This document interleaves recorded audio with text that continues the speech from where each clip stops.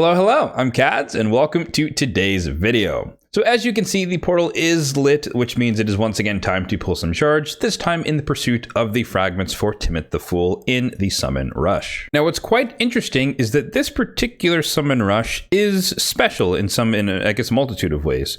One, the fragments are relatively cheap, cheaper than we usually see, at least in the modern days here. So if you wanted to go all the way out and max out the Summon Rush, it only would cost 3,000 points, which is a nice breath of fresh air relative to what we've seen from some being at like the 4925 number. Some usually are at the 3500 is pretty standard, but 3000 is pretty cheap. 6 sacreds or some mix of voids and primals if you want to use those as well for this. But generally speaking, I think of most people, you can correct me if I'm wrong, but I think most people tend to use sacreds for these type of events. So 6 sacreds is pretty cheap in order to potentially skip other events, which I guess foreshadowing a little bit there. But if you wanted to just minimize it like I recommended in my fusion plan a few days ago, then just doing the 4 sacreds, 150 mystery shards is still an option here to get the base amount of fragments of 5 at 2150. Now the other interesting element is that the Halloween points are offered, or 200 Halloween points are being offered as well, all the way up to the 3500 node. So since I'm inclined to max out or finish the Titan event, and I've already said that I'm skipping the Dungeon Divers 100, as well as some of the other ones that I can get away with skipping. I don't want to box myself in, because if I don't do this 150 right here, plus the 100 from Divers, that is the 250, meaning I'd have to do everything else, which includes the ones from Artifact Enhancement, which we'll talk about in a few minutes. And so for me personally, the best thing I could do for myself is just to spend 1 extra sacred, right? Well, I guess it'd be 3 extra sacreds relative to the minimum of 4, but spend 3 extra sacreds, max out the Halloween points, and thus be set up for the Titan event and not have to worry about finishing any of the other things. Because I think I highlighted a few days ago as well that I'm basically near the end. I've gotten a few more points since then, but I'm at 1270, and so we're 300-ish away. And essentially, the 200 from the Summon Rush puts us all the way up to 1470. That way, I would only need 30 points from anything, which I believe I will get for sure from the Champion Training event. And so essentially, if I pull extra shards during this Summon Rush, I'm done with the Titan event, and I will have gotten all the way up to 1500, which is pretty enticing. Plus, there is the potential to enter Mercy, which might set us up for a POGO in the future. But that also depends on what the Champion Chase is. If it happens to be 2x sacreds, then that Mercy plan is probably going to go out the window unless we get some horrendous RNG during 2x sacreds, if that's the case. So a bit rambly, but the main takeaway here is that I will be pulling 7 sacreds just because I do want to guarantee myself the Titan event completion with these Halloween points. But I do recommend for majority of people, if you're going for the fusion at all, that you would stop at the 2150 and then focus on the other events. And so the side benefit of pursuing the Halloween points is that I will also get the extra 10 fragments for the fragment summon, which does help me out because, as we talked about in the fusion plan, my silver count is bad. And you can see here, Artifact Enhancement already started. I did get all the way up to 4775 on this first one, but you can see what that cost me, basically all of my silver. So I'm pretty broke at the moment, and I have just enough, maybe I guess twice as much as I need to even pull 7 sacreds at the moment, because they do cost silver. So we are kind of poor at the moment, but getting those 10 extra fragments does mean that I can skip both of the subsequent Artifact Enhancements, and so thus I could have gone all in on my silver on the first one and just not worry about the rest. I'll just have to sort out the Dungeon Divers, but thankfully there's only 2 of them. So, and I think the second one should be easier than the first one, because the first one's pretty brutal at 4800 over 4 days. So I'm banking on that, but even so, I'd rather spend more gems on energy to make sure I get the second Divers done than have to worry about generating enough silver for another Artifact Enhancement event. So let's talk about shards and the Mercy. So the shard count, where we stand at the moment, we have 528 on the Ancients, 233 on the Voids, 12 on the Primals, and a whopping 70 on the Sacreds. And that's where we're going to be dipping into today. For the Mercy conversation, we can pop up the Mercy tracker here, which will be linked in the description box down below. The base version of this spreadsheet this is my personal adapted version with the Primals added and whatnot. But we're focusing on this row here, the Sacred row with Legendary specifically, and you can see that we are 7 Sacreds deep towards Mercy. And so the best case is obviously we walk away with a sweet, awesome Legendary, but the worst case is that we just go too deep into Mercy, and then we're set up, or we're in a pretty good spot for a potential future Sacred Pogo event. I prefer for Sacred Pogos to be in Mercy, just because you can get really, really bad RNG, and it could take up to like 50-something Sacreds to get a Legendary. Highly unlikely. You're more likely to get it within the first 20 to 30, even with bad, air quotes, bad luck. But I still like to be in Mercy for me to pursue that, just because it could take up to 20 extra Sacreds or something on a Pogo, which could be very, very costly. And a Pogo, you have to go all the way in or it's not worth it. So it's a little bit of gambling, and I prefer to hedge my bets a little bit on a safer bet. So worst case, we enter Mercy and we're set up for a Pogo. Best case, we walk away with a new sweet Legendary. And speaking of new sweet Legendaries, who are we looking for if we do happen to get lucky? We've stated this many, many times, and it has not changed for a while just because we haven't gotten any of them. But Valkyrie's number 1, Poison Exploder, so Xavier, Eleanor's number 2, and then we'll stop it at 3. Top 3, Battle Khazar would be number 3. And those are the ones that would help me the most immediately. There are some other ones that would be nice to have or good to have, but they're not going to be the biggest of impacts. But of course, let's not forget the Lady Mikage fusion going on here. So I would absolutely love to get any and all of these fusion epics, because the sooner I can get her, the sooner I could potentially upgrade my clan boss team. Granted, I will need some more mythical tones to be able to use her at her full capacity, which is another reason why I did want to max out the Titan event sidebar here, because it will be my first event that I participated in where I actually get a mythical tome. So in addition to the Eternal Soulstone, but I digress. So epics from the Lady Mikage fusion would be absolutely helpful as far as the pursuit of this champion. Oh, and one last thing I forgot to mention relative to the Summoner Rush is that do not underestimate the importance, or the power, I should say, of mystery shards. Now, it can be very, very painful to open 500 or 1,000 of these, but in a pinch, if you're really strapped for shards, you don't have enough, and you're going for a fragment summon, maybe not this one in particular, but a better one in the future, don't be afraid to suffer through, admittedly, but if you can pull, 500, 1,000 mystery shards, that's 1 to 2 sacreds so that you can save for some future event, or if you don't have them, you can make up that gap. It is painful, it is slow, that you have to feed all the commons and potentially the rares just to keep cycling through and pulling mystery shards, but it is an avenue that you can take. And I thought about doing that in this case, just to pull like 5 sacreds, and just to get to Mercy and then pull the rest in mystery shards.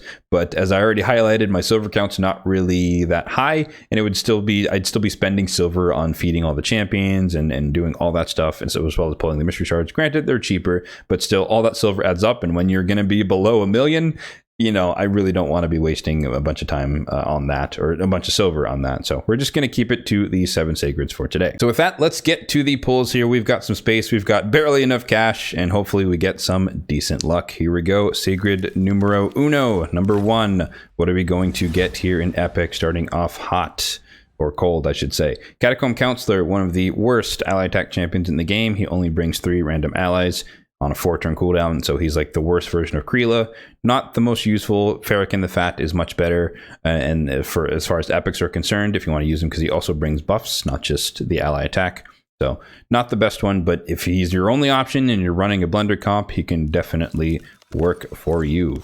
Sacred number 2. Here we go. Another epic. Stacking them up. Fenshi. Fenshi is one of those champions that I really do want to use, but I just don't have a need. I feel like he'd be super, super useful if they do like a Shadowkin only Fire Knight tournament, and that would be super good, just because the triple hitter on the A1, they can place decreased speed.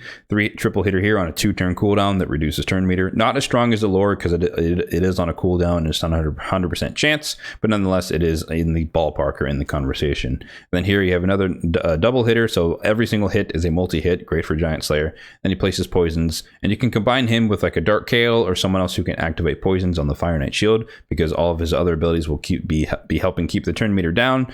And then you can just pop the poisons and deal damage to the boss that way, to the Fire Knight. So I'd love to use him. I do have one, but he's not built on my account. Sacred number 3. Let's keep it rolling here. I mean, honestly, getting more epics is not bad, but we are definitely looking for specific ones. Gorgrab, I think he's part of the 10X. It's a Reviver 10X is going on. I guess I forgot to mention that as well. But he's like the OG Arbiter in the game, because he does have the increased turn meter and increased attack and the speed aura in arena battles. So he's a lot of people's aura lead if you pull him early enough, or he just becomes a Faction Wars Reviver, one of the best for undead hordes, which is a quite difficult faction crypt to beat, in fairness, but also underrated on the A1. He can remove buffs, which is great for if you build him with some accuracy, which is great for the Valkyrie, specifically on stage 21. So overall, good arena champion in the early game, and they can transition from that into your Faction Wars Reviver. Super solid, and I believe I featured him in my Undead Horde Ice Golem tournament. Sacred number 4, and it's a legendary, and it's a dupe of Mishinaki. That is not from the 10x. I think for the revivers, the 10x was Python and Mighty Uko, which I would not mind dupes of, but I don't know if they were going to be immediately useful. Having a dupe Mishinaki is quite interesting. That's great for Faction Guardians, but I do use him primarily in my Nightmare Hydra Clan Boss team already. And so partially because he has this great ability here on the passive, let's start there, where he attacks, he has a chance, 50% chance to attack an enemy under Hex whenever an ally does an attack on them. It also says it doesn't work on exposed necks, but for some reason in the past like month or two, it actually does. So maybe there's a bug going on there. But the reason that works so well is that on the A1, he has a 60% chance of placing HP burn. So you can effectively get AoE HP burn as long as you're attacking a bunch of different heads, just because he's going to join in pretty often.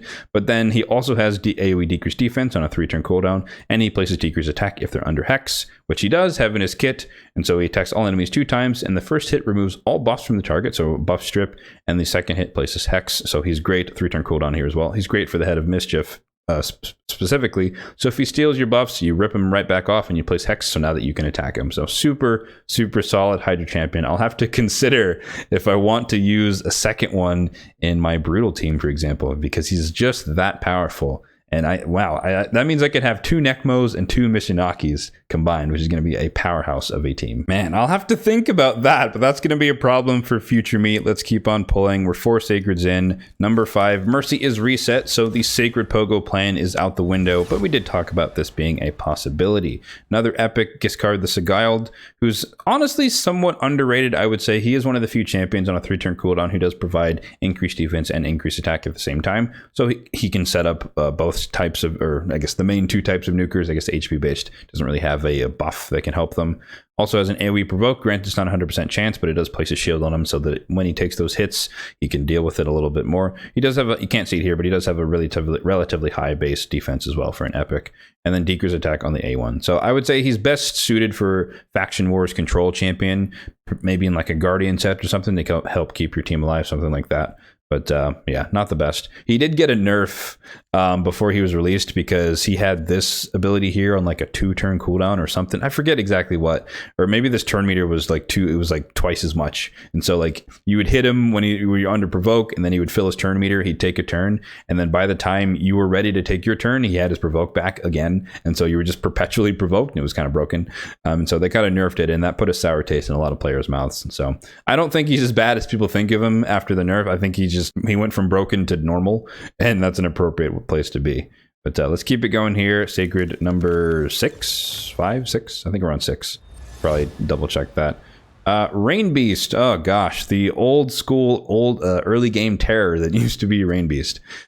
He was virtually unkillable for us way back, maybe like 2.5 years ago, because he's Force Affinity. I mean, for the few people that maxed him out early game, he's Force Affinity, so your starter champion is always going to weak hit him, and then he would come in, place a continuous heal on himself, so he'd be healing himself up like crazy. His passive will also place a shield proportional to his HP whenever, like on a 2-turn cooldown, so it's a pretty big shield on a Force champion, so you'd weak hit, and every time you hit him, he'd counterattack potentially, and then come back, put heal on himself, and just keep healing himself perpetually, and you'd never be able to kill him. Basically, the old school, old version of UDK, what UDK is now.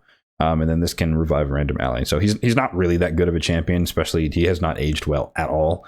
So definitely don't build him, but maybe he needs a buff. I mean, his kit's very, very simple, but it doesn't really do much in the modern era. So we are 6 Sacreds in. So the last Sacred here we go down to 63. That's how we can do math, sir. 70 minus 3. And we get Vildrax, an old epic fusion champion who does have AoE Hex somewhere. There we go. 3-turn cooldown on the A2, 100%, no, 75% chance. Oh wait, no, yeah, books to 100%. Okay, 100% chance to place a hex, so he can do that. He also has the chance of increasing the duration, or 100% chance of increasing the duration of all enemy debuffs, which is kind of nice.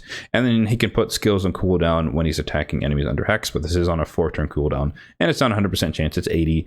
So it can happen, but it's not exactly reliable as far as CC is concerned. Then on the A1, he does attack twice and has a good chance of placing a leech. So he can kind of support your team, but he doesn't really do a ton. I guess he'd be okay in Hydra nowadays after the Hex buff, but I mean, he came out, I guess, maybe too soon. I don't remember what his passive does. Let's see. Oh yeah, he can steal heals from enemies under Hex, which is kind of interesting. Doesn't work against bosses, of course, but it's kind of like an upgrade to heal reduction where they don't get the heal, but he takes it from them. Kind of like, I think Yumiko, where it'll like, give a debuff or transfer it to the enemy, something like that, where it kind of redirects stuff. So it's redirecting a heal to him instead of to the ally you tried to heal. So interesting kit. I think he has some play, or can have some play in like your first iteration of a Hydra team if you just really need a Hex champion. But other than that, the rest of his kit doesn't do a ton against the Hydra heads. So that's going to do it. That is our 7 sacred pulls. So let's go and double check. Go away, pop-ups. Let's go ahead and double check our math here. Should be pretty straightforward. We should be all the way down to the 3,500. Excellent. Collect all of these except the energy. We're going to save that. So yeah, that, like I said, basically guarantees the success in the Titan event. We're at 1470, so all the way out here we get our first mythical tome on the account. Awesome, free to play for the win. And then yeah, so I think Classic Arena, let me check this, we'll do it live here. I think Classic Arena has 30, and I just need another, like, I still have my daily refill from yesterday's reset to use. And so once I get out here, yeah, 30. So basically I would just have to do Classic Arena like today, later today, and Titan event is 100% done. Free to play. Did cost me a lot of gems, admittedly, right, to do all of this, especially the Hero's Path event, or Path of Light, whatever. That one was the most costly aspect of it in terms of how many gems I spent to get that done. But all the challenge tournaments added up as well over time. But yeah, so Sacreds are pulled. We got a legendary that was unexpected, to be fair. I guess, oh yeah, Faction Guardians, we should do that.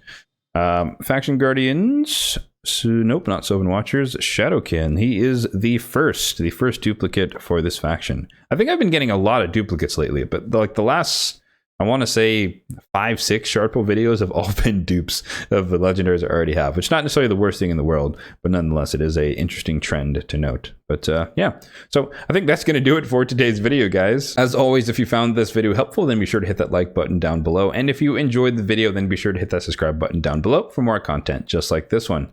Thanks for watching, and have a good one.